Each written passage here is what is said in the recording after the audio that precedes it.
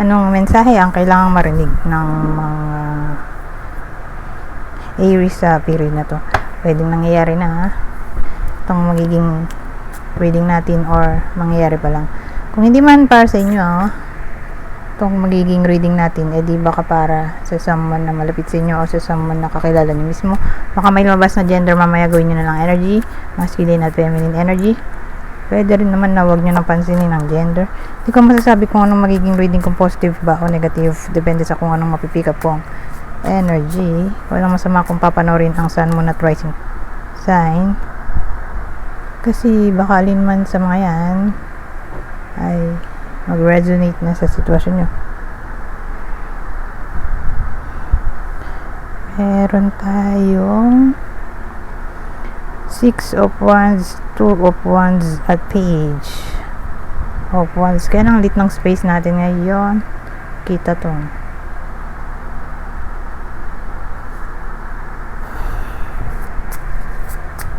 Ano ba itong scenario? Ay, nga pala.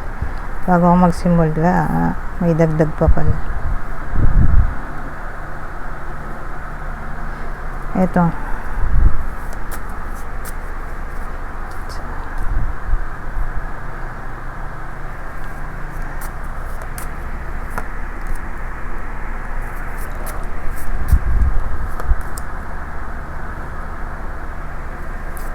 Kaya lang, hindi na kasya. So,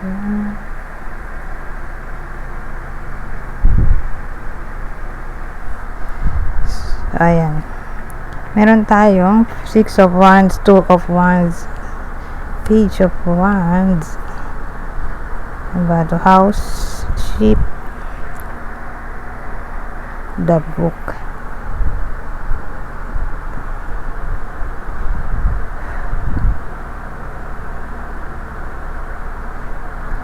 Anong subject natin dito? Oh, 2 of Wands pala to. Kala ko High Priestess. Ito kasi. Ang subject natin ay family na may kinalaman sa long distance relationship. Kaya lang kasi may presence ng secrecy.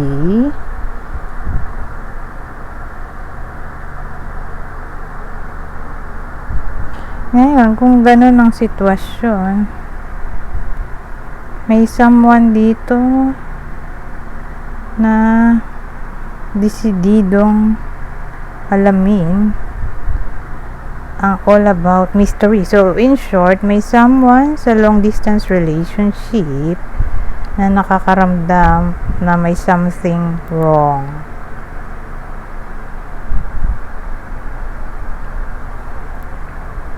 Kasi may someone dito na para bang nagre-research,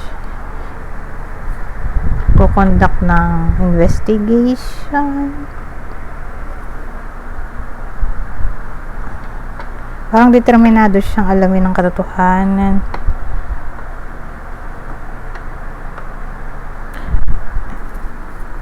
Ano nga ba yun? Tungkol saan ba yung hinahanap niyang clarity, truth dito, or regarding secrecy, mystery?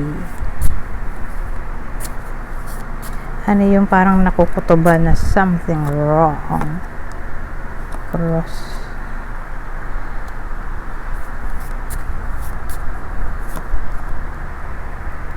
Ayan, mutay ang ilaw. Nadali ko to. Babae. Babae yung nakakaramdam ng burden. Burden kasi nga siya yung naghihinala. Kasi may fox tayo. So siya ay card ng cunning, caution, self-care. Siya rin ay card na pagiging manipulative. Ano ba yan? Deception. O gaslighter. Gaslighter yung tao.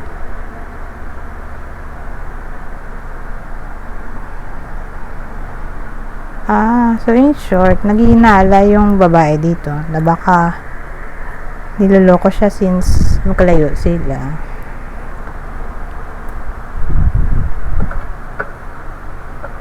Kalayo sila ng lugar.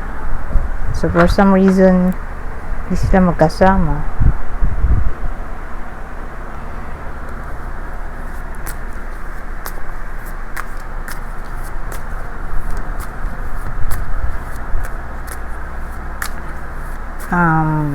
Other information.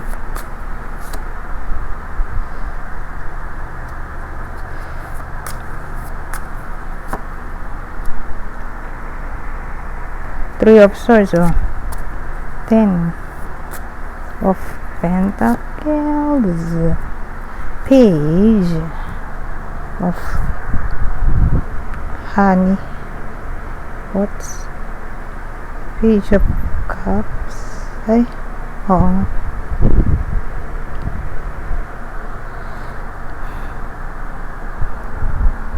So, yung tao dito ay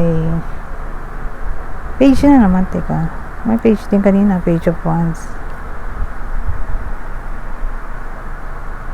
Pero ngayon, Page of Cups.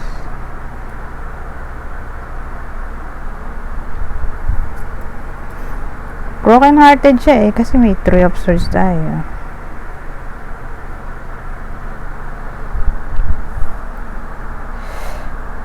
So, ang dating sa akin, gusto niya ang serious commitment.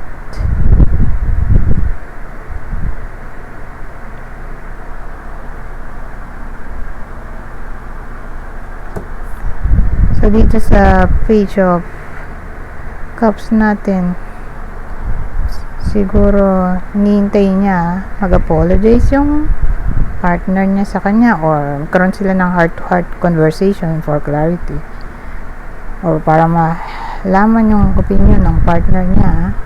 So, again, babae yung bida dito. Whether kayo mismo to, partner niyo or someone na malapit sa inyo, baka sa kanila tumama to. So, kung di man sa inyo, di baka dun sa person nyo or sa kakilala nga.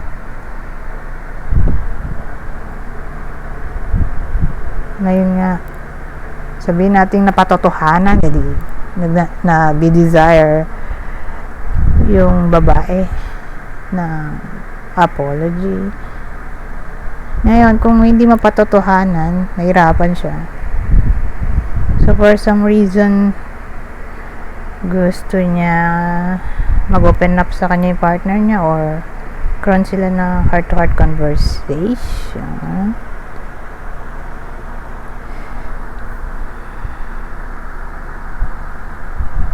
Saan nga ba isang deck ito? Future outcome nito, ito na lang pala. Tarot na lang ulit. Anong future outcome?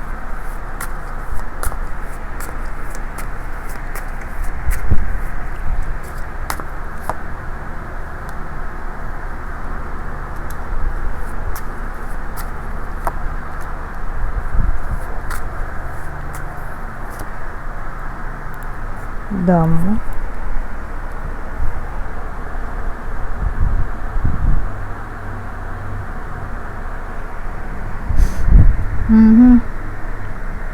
So, inisip ko kung positive ba to o negative.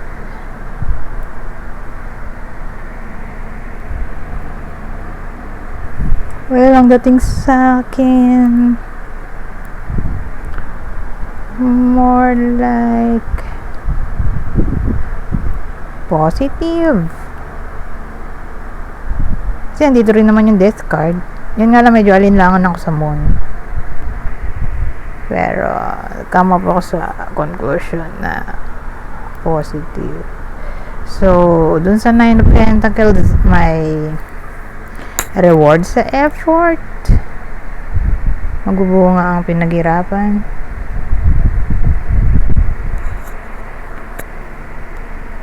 Ngayon, Death card. Di may change. Transformation sa current situation. Nag-rhyme yan. May transformation sa current situation. So, kung yun nga, medyo problematic yung sitwasyon, di may pagbabago in a good way. Ngayon, kung di pa nangyayari, di dun siya negative in a way na masyashock siya. Kasi ayun nga, feel niya or masisense ng intuition niya na parang may something wrong sa partner kung long distance relationship ito. Or kung hindi man ganun na long distance relationship, yung partner may ano siya. So, willing coaching. Or nag-aaral. Whether di pa nakakatapos or bumalik sa pag-aaral, nag-take ng masteral. Ewan ko, for some reason, kukondak siya ng knowledge, baka nagsiseminar.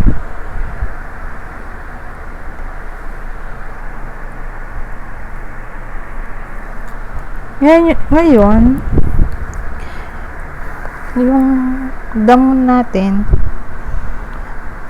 ang dating sa akin, kasi darkness yung ano, diba? Yan yung mystery, secrecy.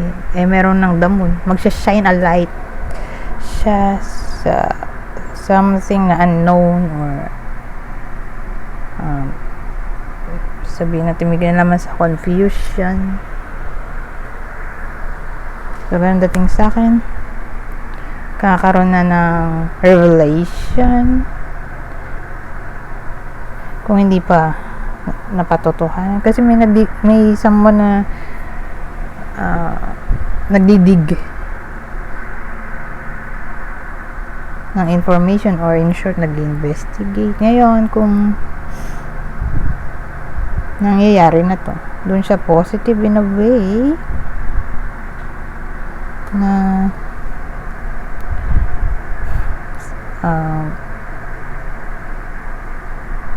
tawag dito, in a way na may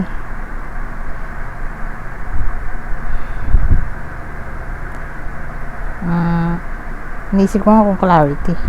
Kasi nga iniisip ko yung moon ay light, naging light sa sitwasyon, light sa darkness, kakaroon ng magic na parang papanig ang kapalaran sa bida natin. Kung gusto niya pa, syempre. Kung gusto niya pa ng reconciliation or malaman ng katotohanan, lalo at matagal na siyang yung tao dito, let's say ganun, gi-investigate pero wala siyang mahanap na solid evidence. So ayun, kakaroon na ng somewhat clarity. Although moon nga yan dapat conclusion, pero sa sitwasyon na to, ang dating sa akin ay positive siya. Kakaroon na ng, let's say, introspection, reflection sa tinakbo ng pangyayari, or namulat ang mata sa mga nangyayari sa past na wag na gawin sa present.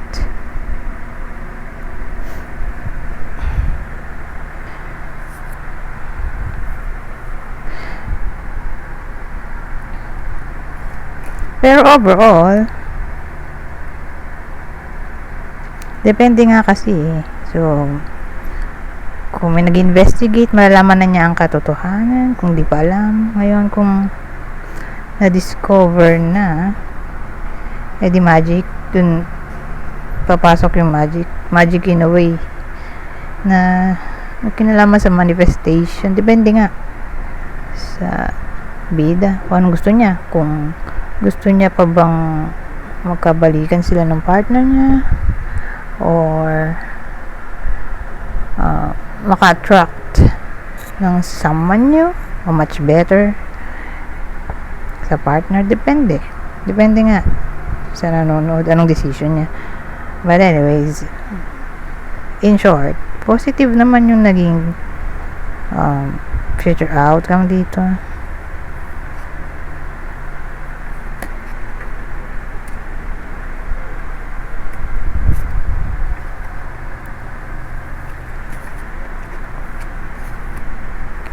Teka, ayusin ko lang sandali.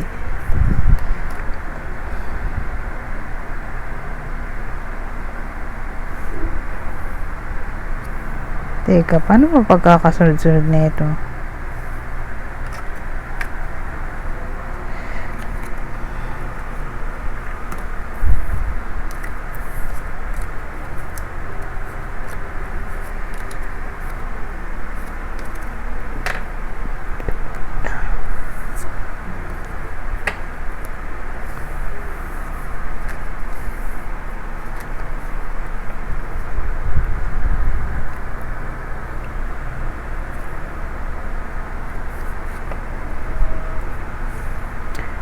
Ngayon, dito naman tayo sa advice.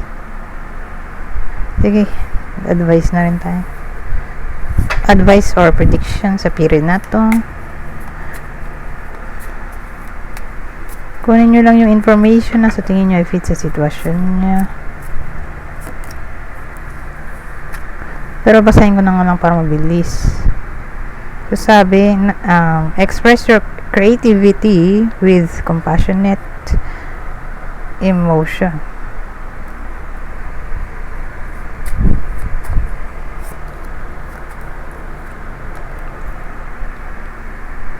So dito naman, everything you've planned for has worked out. At ang huli, so sabi, you have success in the face of difficulty. Wow, ito maganda. Sabagay, maganda rin naman yung naging outcome ng reading natin. Whether bad or good, yung perception ng discovery, ang dating sa akin, positive pa rin yung outcome in a way na ma-manifest nga yung gustong i-manifest regardless kung anong gusto, reconciliation or makatrack ng someone new. Success ang result.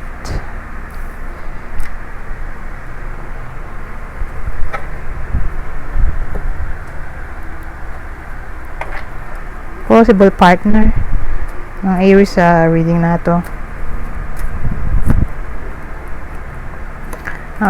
The Fool ay Aquarius, ito Cancer, Virgo. Ngayon, kung di man para sa inyo yung reading, di ba para sa someone na malapit sa inyo, kakilala o idol, kunin nyo lang yung clue na sa tingin nyo ay fit sa sitwasyon ng kakilala nyo.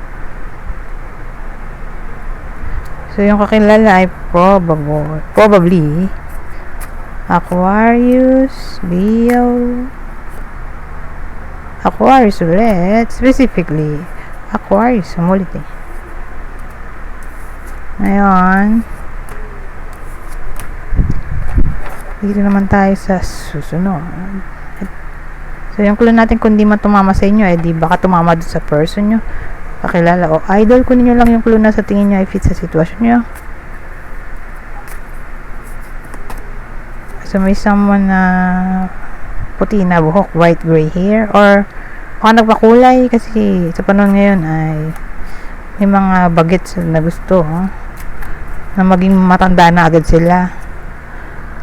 Or siguro favorite color nila ay gray. Who knows? Kaya ayun. Tulad nito. Oh, bakit pa siya kung yung book niya gray? Na-trip niya yun. Ito, black clothing. So, may someone na mahilig sa black na damit or baka uniform to. Almost all black.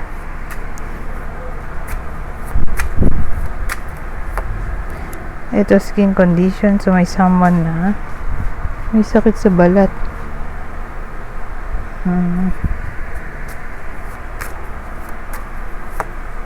Ito, pekas. Baka yun na yun. May pekas or tawag dito. Prone sa dark spot. Yung mukha. So, again, pekas to. May someone na may pekas. O madaling magka-pekas.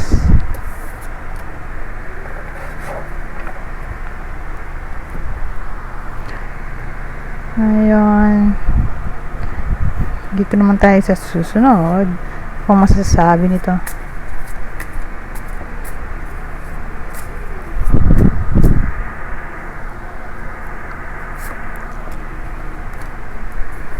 So, sa part na to may Aries tayo. Oh. Ano tayo eh. Aries din. Aries na naman. Kaya may theft tayo. Baka manakawan yung Aries. O may kakilala yung Aries na kapwa niya Aries. Ang manakawan. May theft nga eh. So beware sa topic ng theft. Yung mga Aries or kakilala nilang Aries.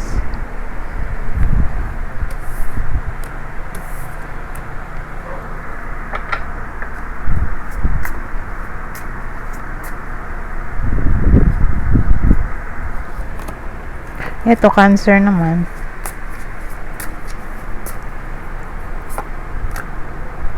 Negotiation. May Aries na maaari magkaroon ng negotiation sa pagitan niya at ng Cancer. So, regardless kung anong klaseng negotiation ba to, let's say, agreement,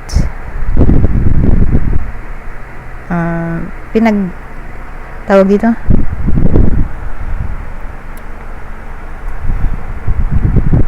negotiation, parang areglo, pwede rin tong compromise or business or ewan ko anong pinag-usapan nila dito, pero sa pagitan nga to ng Aries at Cancer may negosasyon na maaaring mangyari. So again, all about agreement.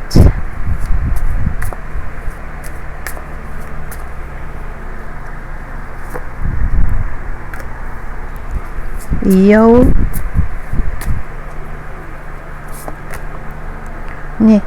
Leo Pisces. Ano to? Dagdagan ko pa ba?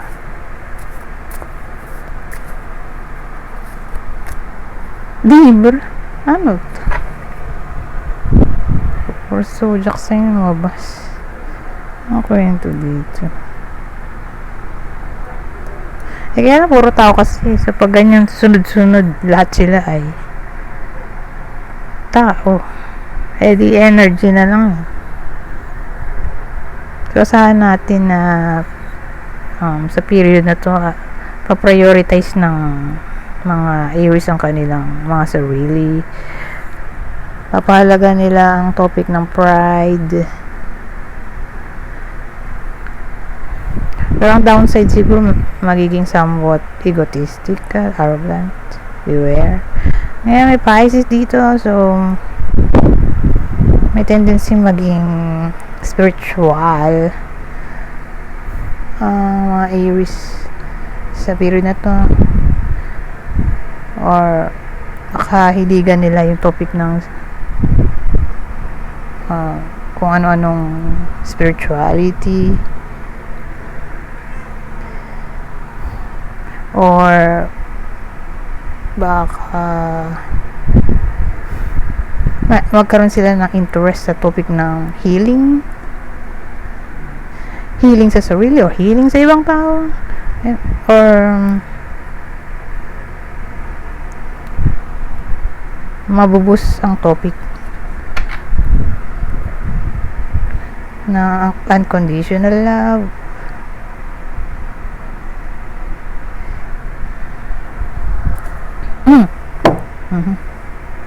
Ano pa ba? Kung Pisces to, tumakit ang ulo ko. Or kung Pisces, magiging somewhat wise, or may tendency na mag-stick sila sa sarili in a way na gusto nilang mapag-isa. For some reason, na parang hindi sila magiging persuasive or action-oriented for some reason nga sa period na to. Ngayon, Libra. So, priority ang fairness, balance and fairness, truth sa period na to. Siyempre, hindi lang yun. Pwede rin siyang all about beauty. Emphasis sa topic ng beauty, fashion. Kasi Venus din naman tong Libra na to.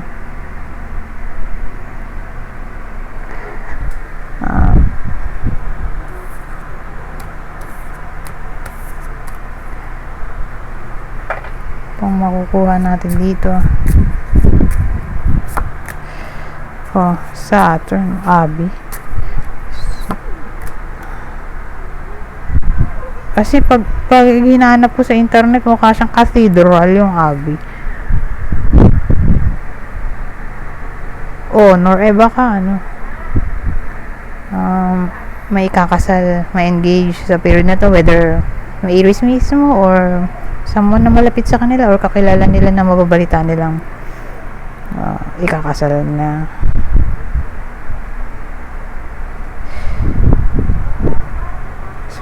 Honor, Abi, ano pa ba? Wali na lang, ang hirap eh.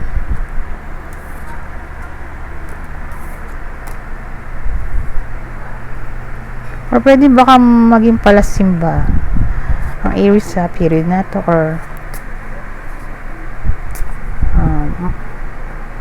ma-encourage ang Aries na magsimba. Ito, dalawa na. Nako, accident, no? Support. Kaya yun. Ibang klaseng accident to? Physical or emotional?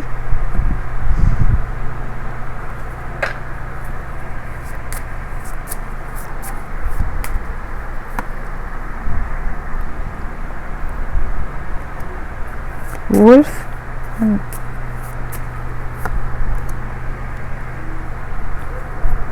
So, accident support, support din yun. Accident support.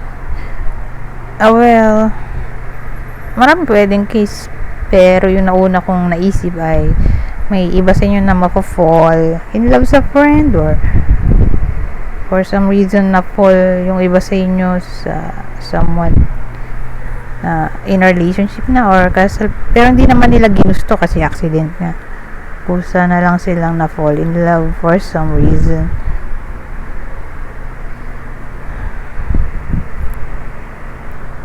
So, yung dating dito,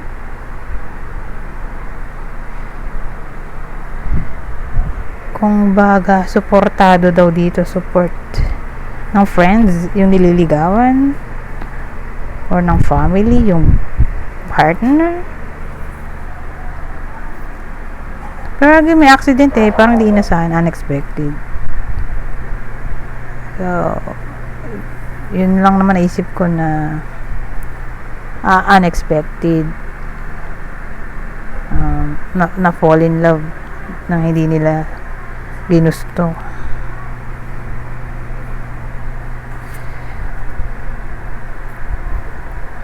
Particular sa friend,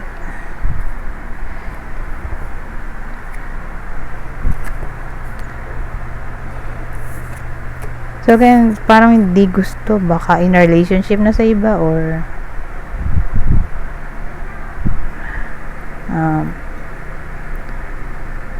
ano ba tawag dun? Or pwedeng na-force sila. Accident.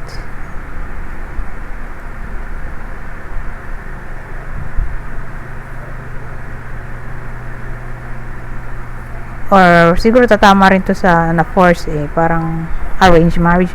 Kaya lang wala namang ganun na sa Pilipino ngayon. Baka sa abroad. Lalo sa Muslim or Indian na parang ayun nga papakasal ng walang love, whether para sa pera or finorce sila ng magulang nila, pero again accident dito na parang napasubo na lang yung iba sa sitwasyon na hindi nila gusto.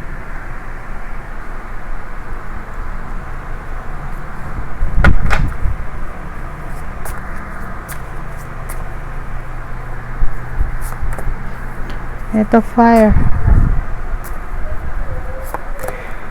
pleasure, ano yun? Di passion. Yan ang naisip ko dito, magiging intimate ang relasyon, para lang to sa mga may ka-relasyon. So, sa period na to, magiging passionate ang kanilang mga buhay or love life, or so, pwede rin namang sa single in a way na mabubuhayan sila ng dugo dahil may magpapatibok ng puso nila. So baka may magustuhan na sila finally, or may makrushan sila, or gulat na lang sila na type din sila nung crush nila, or baka may magkagusto sa iba sa inyo may fire kasi so, parang may something na nag-ignite na feelings na pwede mag-cause sa pleasure.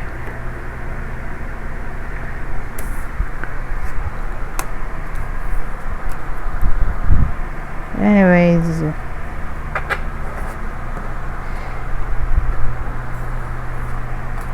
dito na ba tayo? Sige, dito na lang. Babasahin ko na lang itong part na to. Kunin nyo lang yung information na sa tingin nyo ay fit sa sitwasyon nyo. General advice at prediction na to sa period na to. Love language, physical touch. So, saan natin na magiging touchy?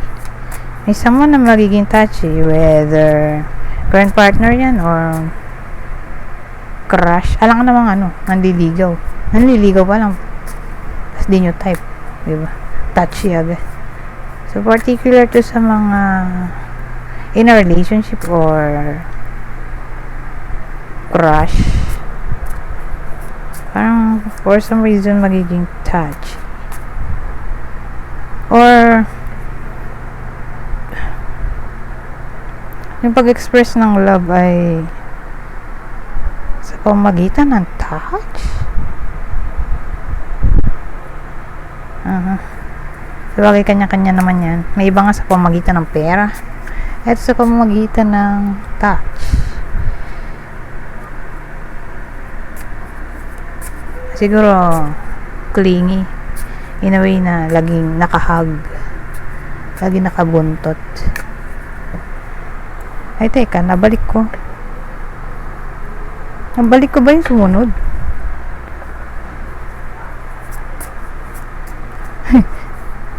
Nabalik ko yata. Anyways, or ito pa lang, minsan lumulutang ang isip ko Love language, quality time. Be the witness to each other's lives. So, na-encourage to sa period na to, karoon ng quality time. Para mas lalong magtagal ang relasyon. So, kailangan ng quality time. Karoon ng time sa isa't isa.